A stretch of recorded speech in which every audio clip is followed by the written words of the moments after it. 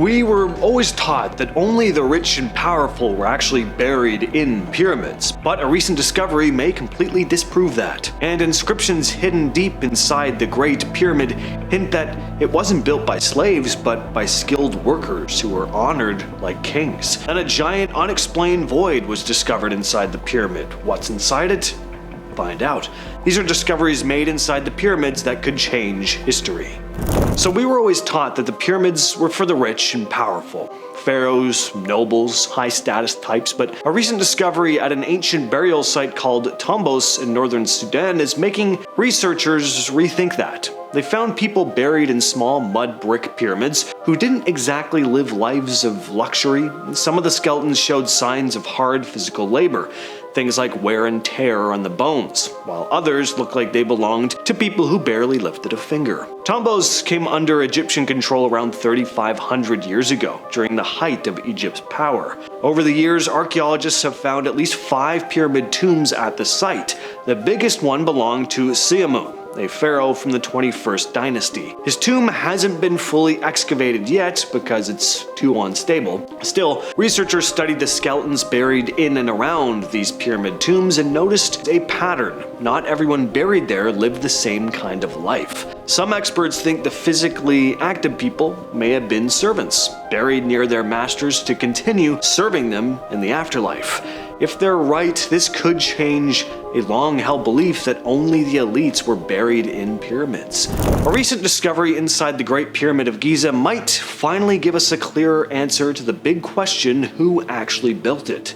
For ages, people believed it was 100,000 slaves working around the clock for 20 years, but Dr. Zahi Hawass, one of Egypt's most well-known archaeologists, says the evidence points in a totally different direction. Using imaging technology to explore narrow chambers above the king's chamber, areas that are tough and dangerous to reach, Dr. Hawass and his team found inscriptions left by work crews over 4,000 years ago. And near the pyramid, they also found tombs of the workers themselves. These tombs weren't hidden away. They had statues of the laborers and showed signs that they were meant to last forever. As Hawass put it, if they had been slaves, they would never have been buried in the shadow of the pyramids. Slaves would not have prepared their tombs for eternity like kings and queens did. The team also found flint tools and pounding stones, plus evidence of a quarry just 1,000 feet away. Limestone was hauled in using a ramp. All of this paints a very different picture than we typically imagine. Instead of slaves, these were skilled workers who had proper tools, days off, and were even honored in death right next to the pyramid they helped build. Back in 2017, scientists found something strange hiding inside the Great Pyramid. A giant empty space sitting right above the Grand Gallery. It's now known as the Big Void, and it's huge, around 100 feet long. Nobody knew it was there, and to this day, no one really knows what it's for. It's not connected to any other chambers, and there's no clear way to get into it. The discovery came from the Scan Pyramids project, where a team used what's called cosmic ray detectors to scan the pyramid without actually having to go inside. The method picks up muons, which are tiny particles from space that pass through stone and help create a kind of 3D map of the inside. That's when they spotted this void. So far, no one's been allowed to drill or send anything in to check. It's just sitting there sealed off since the day the pyramid was built, over 4,500 years ago. It might not be, a secret treasure room, but also maybe it is. For nearly 200 years, a mysterious passageway inside the pyramid of Pharaoh Saqqara sat untouched. First investigated in 1836 by British Egyptologist John Perring, the tunnel was buried in rubble, and no one was able to go any further. Perring believed it might lead to hidden storage rooms, but his theory was dismissed for decades, until 2019. A team led by Dr. Mohammed Ismail Khalid from Julius Maximilians University of Wurzburg started working inside the same pyramid. They hadn't been looking for hidden chambers or anything, they were just trying to stop the place from collapsing. But while clearing out the ruins, they ended up coming across that same passage Perring found all the way back in 1836. This time though, they kept digging. At the end of the passage, they found 8 storage rooms. They're in rough shape, parts of the ceilings and floors are missing, but you can still see original pieces of the walls. So, after nearly 2 centuries, Perring's hunch turned out to be right. In 2023, researchers found a hidden corridor inside the Great Pyramid completely by accident. It's about 30 feet long, 7 feet wide, and sits just behind the pyramid's north face, near the original entrance. What's weird is it doesn't lead anywhere.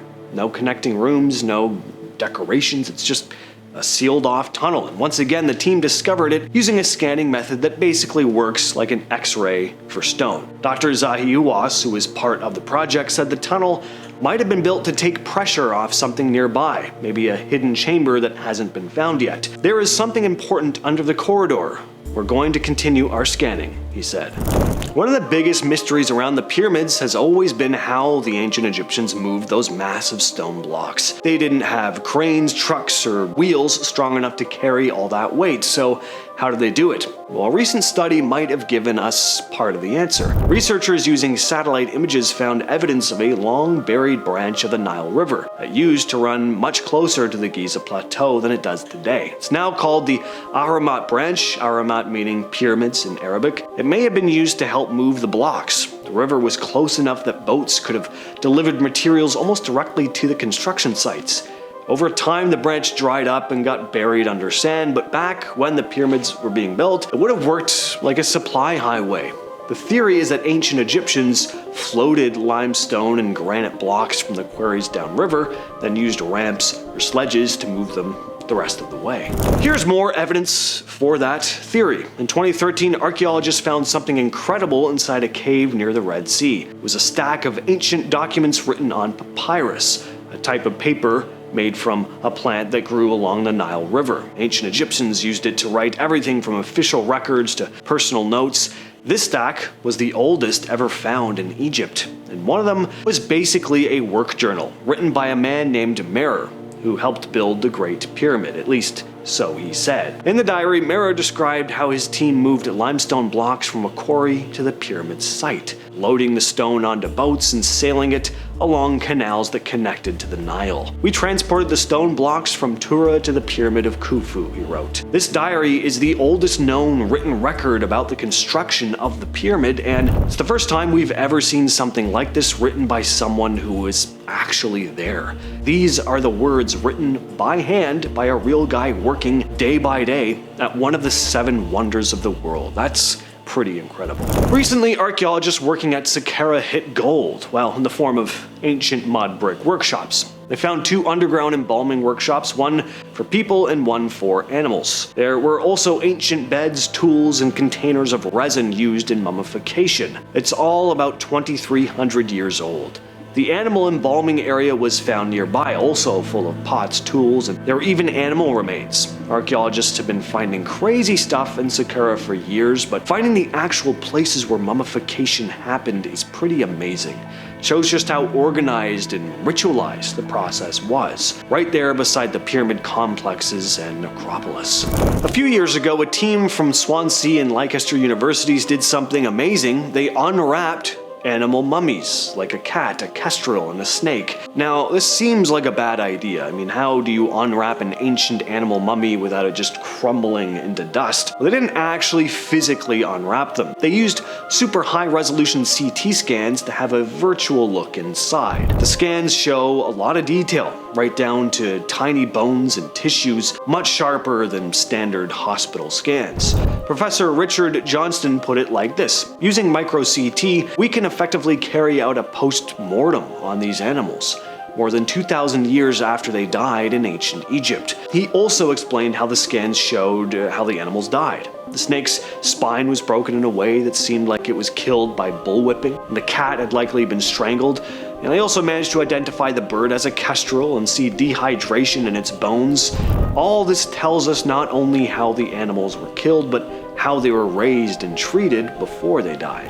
In 2024, a team of researchers using ground-penetrating radar claimed they'd found something strange underneath the Giza Plateau, like way underneath. Their radar images seemed to show what looked like rooms, tunnels, and massive pillars sitting hundreds of feet below the surface. Professor Corrado Malanga, one of the scientists, said it could be tied to ancient Egyptian myths, like the Chamber of Knowledge that was supposedly hidden beneath the pyramids. He told Italian media, until yesterday, Egyptologists said there was nothing but there are a lot of things. The radar scans showed symmetrical shapes, corners, and what looked like passageways, none of which should be there, according to what we thought we knew about the area anyway. Now, to be clear, no one's actually dug down to check, and some experts are pretty skeptical, but whether there's really something down there, or this is just natural rock formations playing tricks on the radar, for a place we've studied for over a century, it's cool that we're still finding new questions and mysteries about it. Maybe even more than answers. I've been your host James, and I will catch you, yes you specifically, in the next video.